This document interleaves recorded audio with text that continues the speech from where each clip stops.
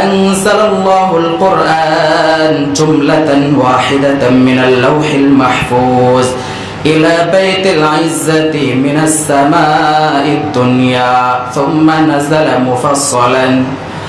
আব্দুল্লাহ ইবনে মাসউদ রাদিয়াল্লাহু তাআলা আনহু বলেন, এই লাইলাতুল কদরের রাত্রে আল্লাহ রাব্বুল আলামিন পবিত্র কোরআনে কারীমটাকে জুমলাতান ওয়াহিদাতান অর্থাৎ পুরা কোরআনটাকে আসমান, প্রথম আসমান মিনাস সামাঈদ দুনিয়া অর্থাৎ দুনিয়ার আসমান বলতে আমরা এখান থেকে তাকাইলে প্রথম যে আসমানটা আমরা পেয়ে যাব, এই আসমানের মধ্যে আল্লাহ তাআলা পুরাটা কোরআনে কারীম এই রাতে নাজিল করে দিয়েছেন। কোন জায়গায় নাজিল করেছেন?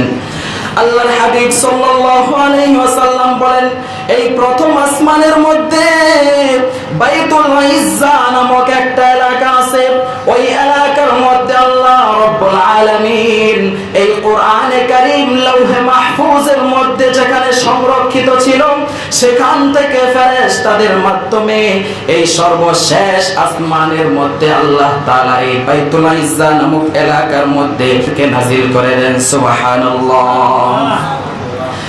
এরপর আল্লাহ রাব্বুল আলামিন আস্তে আস্তে মুফাসসালান, আস্তে আস্তে এক আয়াত করে দুই আয়াত করে এরকম ভাবে প্রয়োজনে সময়ের প্রয়োজনে যতটুকু আয়াত নাজিল করেছেন, এইভাবে করতে করতে পুরা 23 বছরে আল্লাহ রাব্বুল আলামিন আপনার আমার নবীর উপর নাজিল করেছেন। সুবহানাল্লাহ।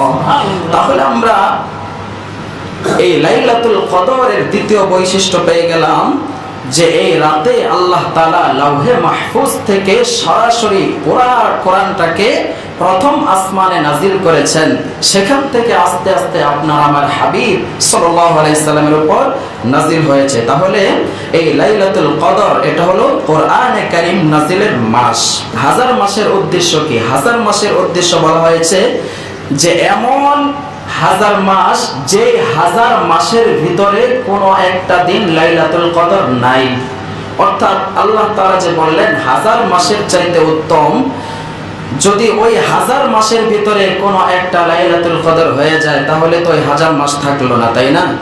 তো আল্লাহর হাবিব সাল্লাল্লাহু আলাইহি সাল্লাম বলেন এমন হাজার মাস যে হাজার মাসের ভিতরে কোনো একটা লাইলাতুল কদর না থাকবে, অর্থাৎ কোন একটা লাইলাতুল কদর ধরা যাবে না, এমন মাসের তুলনায় হাজার মাসের চাইতে উত্তম।